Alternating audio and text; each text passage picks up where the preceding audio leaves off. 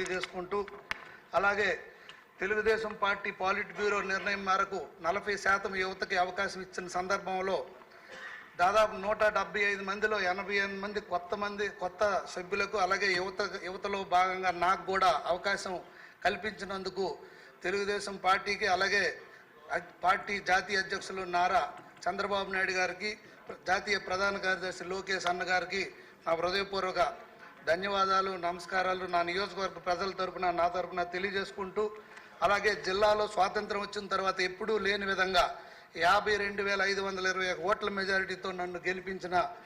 శ్రీకాకుళం నియోజకవర్గ ప్రజలకు కూడా హృదయపూర్వక ధన్యవాదాలు నమస్కారాలు తెలియజేసుకుంటూ అధ్యక్ష నాకు రోడ్లు భవనాల తరపున ఫస్ట్ టైం మీరు రోడ్స్ గురించి మాట్లాడండి ఒకసారి ధన్యవాదాలు చెప్పాను అయిపోయింది ఇంకా నెక్స్ట్ రోడ్లు భవనాలు తరపున నాకు మాట్లాడే అవకాశం కల్పించినందుకు ముందుగా మీకు ధన్యవాదాలు తెలియజేసుకుంటూ అధ్యక్ష రోడ్లు భవనాలంటే రక్తం చిందించడం బలిదానం ఇవ్వడం అయిపోయింది అధ్యక్ష రోడ్లన్నీ గుంతలమయం మొన్నే ఎన్డీఏ లెజిస్లేటివ్ మీటింగ్లో ముఖ్యమంత్రి వర్యులు చెప్పడం జరిగింది రోడ్లన్నీ గుంతలు పూడ్చాలి యుద్ధ ప్రాతిపదికన మనం రాష్ట్రం మొత్తం మీద రోడ్లన్నీ గుంతలు ముందుగా పూడ్చాలనేది నా యొక్క అభ్యర్థన దానికి మంత్రివర్యులు చర్యలు తీసుకున్న చర్యలను వివరించగలరని కోరుకుంటూ అలాగే రోడ్లే కాదు అధ్యక్ష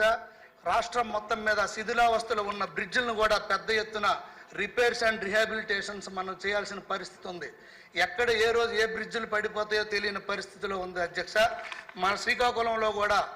4 నెలల కిందట ఒక బ్రిడ్జ్ పడిపోయిన పరిస్థితి అధ్యక్ష అలాగే ఏదైతే ఇప్పుడు అప్పటి ముఖ్యమంత్రి వర్యులు 14-19లో ముందు చూపుతో మన నాయకుడు ఎన్డీబీ బ్యాంక్ ద్వారా బ్రిక్స్ కంట్రీస్ వారి ఎన్డీబీ బ్యాంక్ ద్వారా ఎన్డీబీ ప్రాజెక్ట్ని 6,200 కోట్లతో జిల్లా హెడ్ క్వార్టర్ టు మండల హెడ్ క్వార్టర్ అలాగే మండల హెడ్ క్వార్టర్ టు ఎగ్జిస్టింగ్ మండల హెడ్ క్వార్టర్ని సింగిల్ లేన్ని డబుల్ లేనింగ్ చేస్తూ రాష్ట్రం మొత్తంలో ఎటువంటి రాజకీయ ప్రమేయం లేకుండా 6 ప్యాకేజీలుగా విడగొట్టి అప్పుడు దానికి డిపిఆర్ల కోసం టెండర్ పిలవడం జరిగింది అధ్యక్ష దురదృష్టవశాత్తు 2019లో ఈ దుర్మార్గ ప్రభుత్వం వచ్చిన తరువాత దాన్ని పొలిటికల్ ఇంటర్ఫరెన్స్ చేసి మొత్తం దొంగలో తొక్కి ఫేజ్డ్ మ్యాన్గా ముక్కలుగా దాన్ని నరికి ఈరోజు 30% ఫండ్ రాష్ట్ర ప్రభుత్వం నుండి ఇవ్వకుండా అది కాంట్రాక్టర్లకి టెండర్లు పిలిచి మధ్యలో ఆగిపోయి ఉంది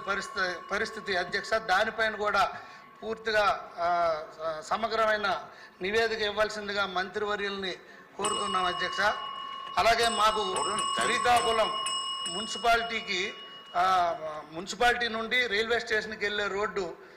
ప్రతి ఒక్కరికి పేగులు బయటకు వచ్చి ఇప్పటి వరకు దాదాపు 100 మంది పైచిలకు చనిపోయే పరిస్థితి ఈ రోజు కూడా ఈవినింగ్ లోపల నాకు ఎవరికి కాలు ఇరిపోయింది చెయ్యి ఇరిపోయిందని మాకు ఫోన్ వస్తుందో తెలియని పరిస్థితి రోజు కూడా యాక్సిడెంట్స్ 14 కోట్లు బకాయిలు చెల్లించకుండా ఈ ప్రభుత్వం సైకోమేటిక్ డిసీజ్తో పబ్జీ గేమ్ ఆడుకుంది ఎటువంటి పని చేయలేదు అలాంటి పరిస్థితిలో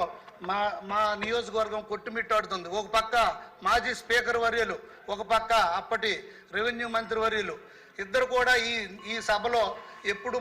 మన ముఖ్యమంత్రి గారి పైన అలాగే తెలుగుదేశం పార్టీ పైన వ్యంగ్యంగా మాట్లాడడమే తప్పితే కానీ సీరియస్నెస్ ఎప్పుడు తీసుకోలేదు